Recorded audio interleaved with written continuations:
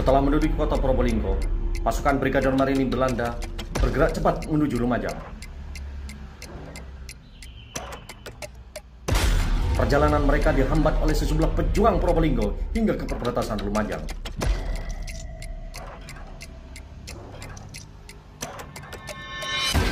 Menjelang sore, pasukan Belanda sudah menguasai kawasan di sekitar jembatan Gerandang perbatasan Lumajang dan Probolinggo.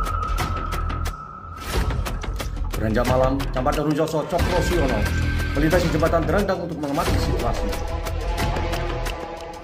Nahas Cokrosiono yang mengenakan seragam Front Pertahanan Kabupaten Lumajang ditangkap Belanda. Ia disiksa untuk mengorek informasi dan kemudian dibunuh. Jenazahnya ditemukan di sungai yang tidak berair dengan hanya memakai celana dalam. Perjalanan oleh tempur Belanda terhambat karena Cokrosiono telah memerintahkan barisan pecok dan kerutukan kayu untuk menebang pohon-pohon besar yang ada di sekitar jalan Probolinggo ke arah Lumajang. Pasukan Belanda kemudian diserang oleh 2.000 kompi Swanda. Namun serangan itu tidak begitu berarti. Pasukan Belanda yang didukung oleh tank-tank dan kendaraan berlapis mampu menerobos. Dan pasukan kompi Swanda memilih mundur untuk melakukan konsolidasi. Menjelang pagi, pasukan Belanda telah tiba di Kelakah. Ketika pasukan Belanda mulai melaju dan tiba di jalan silang perlintasan kereta api Kelakah, mereka langsung diborbandir militer ringan oleh Kompi Sukerjo dengan kekuatan 1,5 ribu. Dengan jumlah personel seadanya serta kekurangan perlengkapan tempur, pasukan TNI tetap berjuang keras sebelum akhirnya dipukul mundur. Akhirnya koloni militer Belanda berhasil masuk ke Lumajang. Mereka mengadakan konsolidasi di alun-alun Lumajang. Sementara itu, dilakukan penembakan bagi siapa saja yang dianggap mencurigakan. Markas-markas TNI, Hizbullah dan Laskar Rakyat lainnya terus diserbu oleh pasukan Belanda. Dari sini pasukan kemudian dipecah 3. Sebagian diarahkan untuk mengamankan pabrik gula Jatiroto, bagian yang lain untuk menguasai Probolinggo, sisanya bertahan di kota Lumajang. Pasukan yang bergerak ke Jatiroto kembali menghadapi serangan hebat dari pejuang Lumajang. Sejumlah kendaraan rusak benda aduan. Ranjau-ranjau yang dipasang TNI di sekitar jembatan dekat pabrik gula Jatiroto. Akibatnya, Belanda terpaksa mengirim pasukan penjinak ranjau untuk membersihkan jalanan. Meskipun akhirnya mereka bisa menguasai pabrik gula Jatiroto.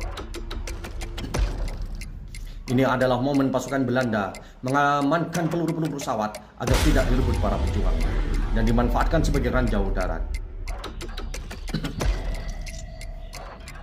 Sebelum pasukan Belanda bergerak Pronojiwo, pasukan Belanda sudah menjatuhkan bom di markas Front Pertahanan Kabupaten Lumajang dan Pasar Pronojiwo. Banyak korban jiwa berjatuhan, baik dari pejuang maupun rakyat kecil. Pasukan TNI tidak bisa berbuat banyak karena minimnya perlengkapan militer. Mereka memutuskan mundur dan melakukan long march melewati hutan dan perbukitan ke arah Malang untuk menghambat mobilisasi pasukan Belanda. Tentara dari Zeni Pionir 22 Jatiroto kemudian meledakkan jembatan Geladak Perak yang menghubungkan Lumajang dan Malang. Namun Belanda tidak menyerah dengan menyandang senapan Grand M1 dan karabin M1 di bahu. Mereka mengejar ke arah lereng Semeru. Setelah menguasai Lumajang, 2 peloton marinir mengasuh di kamar hotel. Mereka merayakan kemenangan dengan memakan pisang dan kacang tanpa protes Soekarno, bendera merah putih, dan pelak propaganda bertulisan slogan Merdeka. Setelah Lumajang jatuh, Kompi Sukerjo mencoba mengkonsolidasikan kekuatan para pejuang Lumajang. Dalam beberapa hari sudah terhimpun pasukan gerilya berjumlah sekitar 150 orang.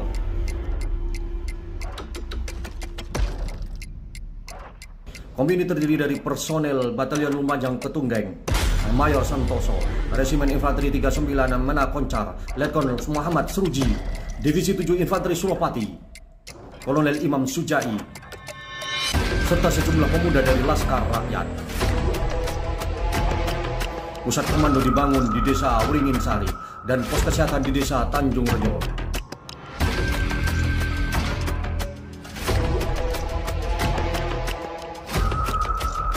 Pada 29 Juli 1947, Kompi Sukerjo dengan bantuan pasukan lain menyerang tangsi Belanda di Jatiroto dan merampas senjata mereka. Kira-kira 1.000 tentara Belanda tewas.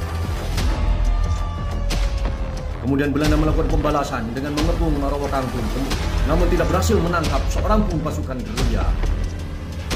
Pasukan Belanda yang marah menangkap sekitar 15 penduduk desa dan beberapa orang ditembak mati serta disiksa. Pada Agustus 1947 terjadi serangan penghadangan yang gemilang di muka desa PP Yosowilangun.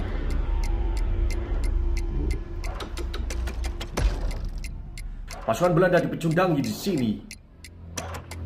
Konvoi tentara Belanda yang diperkuat dengan tank panzer serta 16 truk pasukan yang bergerak dari Kota Lumajang ke arah Jember digempur habis-habisan sekitar pukul 8 hingga 10 pagi.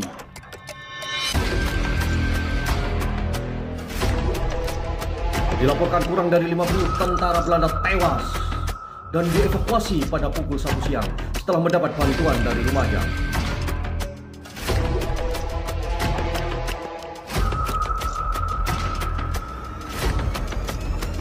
Setelah itu, Belanda memberikan serangan balasan ke desa PP. Mereka membombardir dengan peluru dan penembakan mortar. Akan tetapi, seluruh penduduk desa sudah mengungsi bersama kompi di Robokaku. Baku tembak antara pejuang dan tentara Belanda mereda setelah dilakukan gencatan senjata menjelang dilaksanakannya perjanjian Renville. Setelah perjanjian Renville ditandatangani, semua pasukan TNI hijrah menuju daerah Republik Punjul Malang, yaitu Kepanjen, Turen, Sedayu, dan Pit. Tentara diangkut dengan truk-truk menuju Malang, melalui jalan raya melingkar jauh melalui Probolinggo, Pasuruan, Malang, dan Pakisaci.